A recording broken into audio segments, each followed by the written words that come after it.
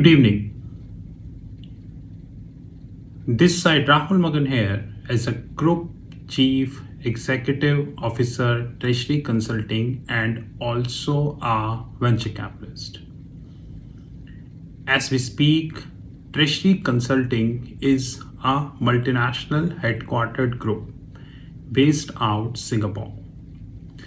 And we are a multinational hedge fund. Now, by multinational hedge fund means we take positions in various asset classes, technically FICC, fixed income currencies and commodities. But we are a proprietary hedge fund. Now, by proprietary, I means there is no third party investment in our fund. And it cannot be. Now, this is the simplest introduction of Treasury Consulting Group. As we speak, we are 100% cash rich. So unlike Ola, Uber, Swiggy, Zomato, Paytm, Lenskart, Delivery, Byju's, we never claim to be a unicorn. But we are a multi-million valuation company, 100% profitable. Before I commence, I have two good news. Number one, our Takatak channel, which is Takatak is a short app, our Takatak channel now holding over 2,000 videos. Today, we uploaded 5 videos on Takatak channel and the count is now 2,000 videos. On the other side, ShareChat, which is also a social networking platform, here we crossed near about 2,050 images covering financial market and near about 580 videos. So on Takatak, we crossed near about 2,000 videos, while on ShareChat, we crossed near about 2,050 images alongside near about 580 videos. More on the cards. Today, I would like to cover my outlook of what would be the top 3 sectors in another 2 to 3 years. But like I said, this is an outlook. Do not take this as a trading positions because that we never reveal. Russia-Ukraine war is now at a very important stage, like as we speak, near about 53rd day. Thousands of soldiers died on the either side. Internet is flooded with the articles that claims how many soldiers died on the Ukraine side, how many died on the Russian side. So I will not give any number since I am not in a position to authenticate these numbers. So no numbers. But yes, common sense prevails, which is the damage is on the either side. That is quite visible. And according to the International Monetary Fund, Ukraine set to lose near about 45% of the GDP.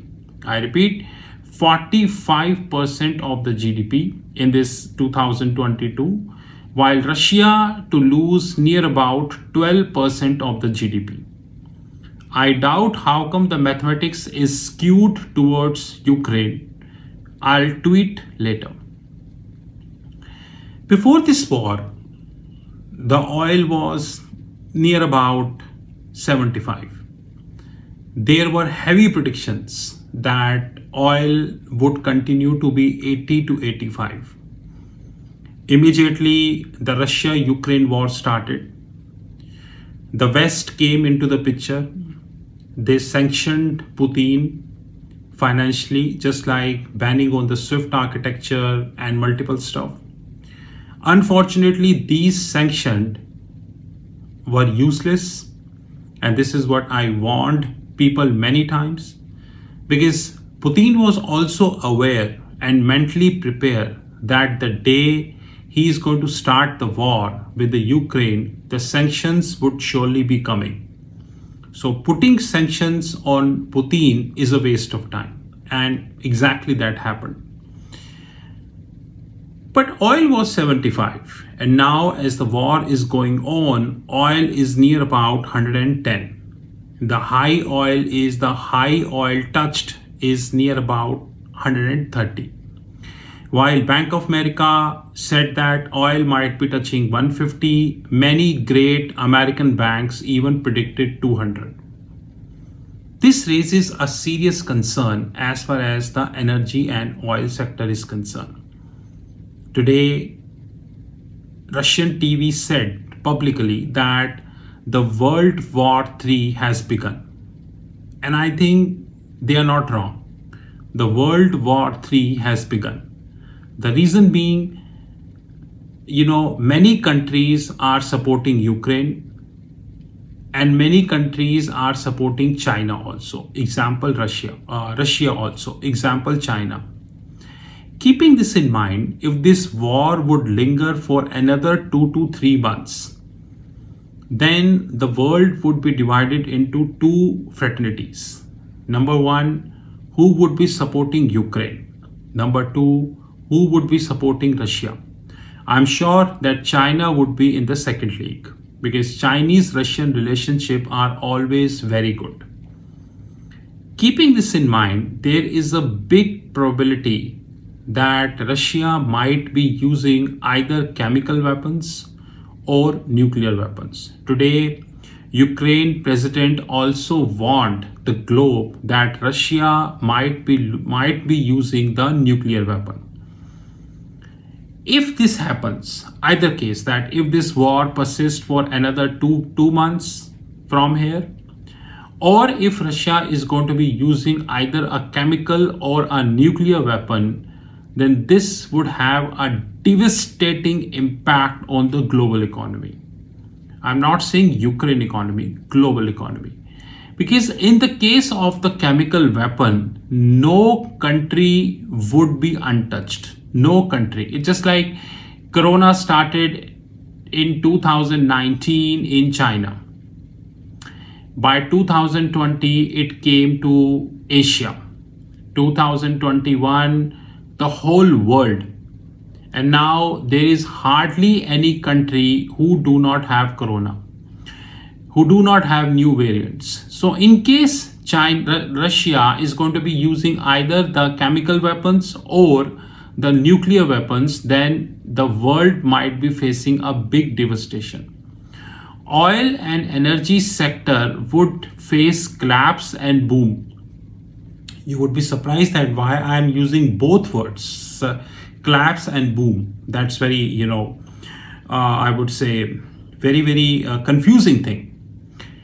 Guys, oil companies are of two types. Number one, the producers, just like ExxonMobil, just like Aramco, many more. And second, those who are importing. So I'm not naming any company. Like I'm Aramco. Oil producer do not want to sign the long-term contracts. They always reluctant signing the long-term contracts. While the oil buyer, the importer, loves to sign the long-term contract because he would like to mitigate the impact of the volatility in the oil sector. In the eventuality of a chemical weapon or the nuclear weapon, the oil producers would be hiking the rate immediately. And specifically talking OPEC, Organization of Petroleum and Exporting Countries. Supply will definitely reduce in case of nuclear weapon. Decrease supply, increase demand, the price may even touch 200. Let it be, even more than 200. The companies, those who are importing the oil, I repeat, the companies, those who are importing the oil would face severe devastation because the price at which they were forced to import would change. Example, if the contract is subject to renewable, the renew will happen at a higher price. And they cannot pass the whole price to the consumer because the price is already very high, including the government duties. You know what I mean? But the oil producers would have a substantial benefit. Of course, in theory, India imports 75% of the oil, but still, other side, 25% is produced. So the producers would face a boom. Like today they are selling 110, they would start selling 170, 180, probably more than that. I see a substantial hike in the oil and gas sector. I'm not naming any company. I'm not naming any company.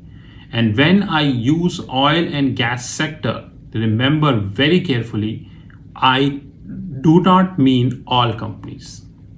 I repeat, I do not mean all companies. Please do take a note of that. Second is the metal sector.